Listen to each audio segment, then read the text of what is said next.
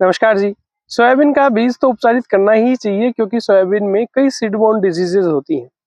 लेकिन सोयाबीन के बीज उपचार का बहुत खर्चा आता है और कुछ ऐसे ऐसे प्रोडक्ट आ गए हैं जिनका तो खर्चा सुन के आप हैरान हो जाओगे। देखिए, सबसे लेटेस्ट में सोयाबीन में जो मॉलिक्यूल चल रहा है जो सीड ट्रीटमेंट के लिए, वो है आपका एजोक्सोस्टोबिन प्लस थाइफिनेट मिथाइल प्लस थाइमथोक्साम, जिसमें 2 फंजीसाइड है और लास्ट वाला एक इंसेक्टिसाइड है।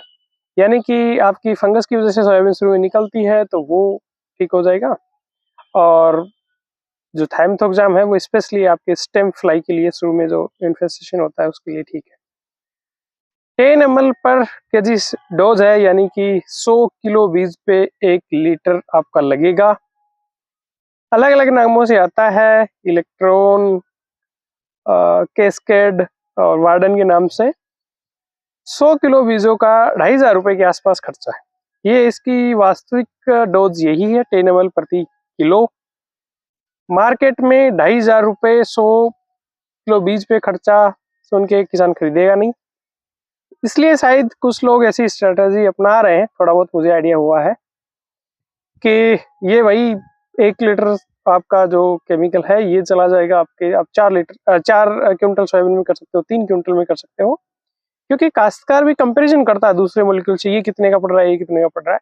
अब 2,500 रुपए 100 किलो सीड पे तो वो बिकेगा नहीं, तो उन्होंने ये स्ट्रेटजी निकाली है। किसी प्रोडक्ट विशेष की बात नहीं कर रहे हैं हम। ये आपको भी थोड़ा समझना चाहिए कि जो 10 ml प्रति किलो सीड के हिसाब से जो मॉलिक्यूल टेस्ट हुआ है, उसकी चौथाई मात्रा यदि हम डालेंगे तो क्या वो रिजल्ट देगा? तो उनके तो बेचने के हिसाब से ठीक है, तो ये चीज हमें एक समझनी होगी। फिर किसी भी प्रोडक्ट की 10 ml प्रति किलो सीड जो डोज है उसमें कितना आप पानी मिलाओगे, फिर वो ट्रीटमेंट में भी मुझे लगता है थोड़ी डिफिकल्टी आएगी प्रैक्टिकली।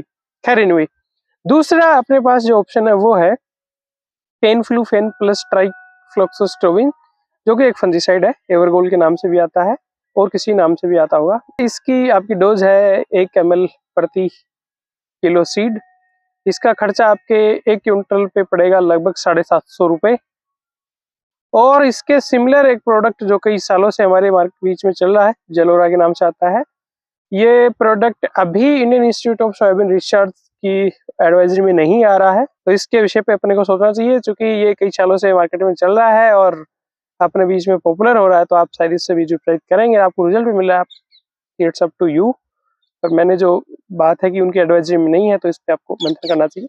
इसका खर्चा आपके 600 रुपये 650 रुपये प्रति क्विंटल सीड पड़ता है। तो ये 2 फंजीसाइड हो गए, एक वो मिक्स वाले प्रोडक्ट हो गया।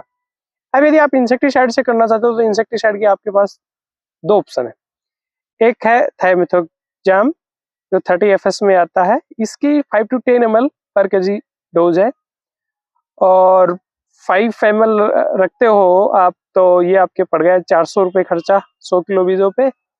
और 10 ml जो कि थोड़ी ज्यादा सी लगती है यदि रखते हो, तो उसका खर्चा आपके पड़ गया करीब 900,000 रुपये आई थिंक।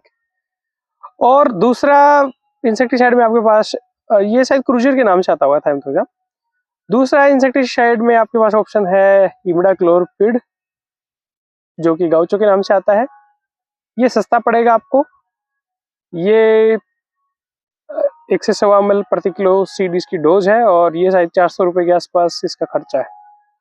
तो अब आपको विचार करना है कि आप वो जो मिक्सर वाला प्रोडक्ट जिसका इतना ज्यादा खर्चा वो यूज करेंगे, और बाकी आप इस पे भी विचार कर सकते हो कि आप जो एवरगोल या जेलोरा से उपचारित कर रहे हो, तो इनमें से कोई एक लो। और इवन मैं तो कहूँगा फंजीसाइड में आप कार्बेंडाजिम 50% बाउस्टिन जो आती है उससे भी उपचारित कर दोगे, तो भी आपके जेलोरा, एवरगोल और कार्बेंडाजिम, इन तीनों के रिजल्ट में आपको सिग्निफिकेंट डिफरेंस नहीं दिखेगा। हालांकि वो बात अलग है कि कार्बेंडाजिम पाउडर फॉर्म में आती है तो थोड़ी सी इसकी एप्लीकेशन डिफिकल्ट होती है। खैर एनीवे, फंजीसाइड में से आप एक चुनाव कर लेना। और भाई ये सब कुछ भी नहीं करना आपको, तो प्लीज ट्राइकोडर्मा 5 से 10 ग्राम प्रति किलो बीज के हिसाब से लेके आप उस बीज को उपचारित कर दो।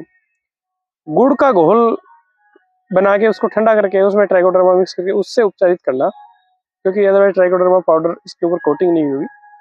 और यदि फ्रेश ट्राइकोडर्मा ठीक से गुड़ वगैरह के साथ में आपने कोटिंग कर दी, तो ट्राइकोडर्मा जो रिजल्ट दे सकता है वो तो शायद ये कोई भी नहीं दे सकते, क्योंकि वो तो एक बायोजेंट है, रूट के साथ में ट्राइकोडर्मा मल्टीप्लाई करेगा, बढ़ता रहेगा, वो तो बहुत अच्छा कर सकता है।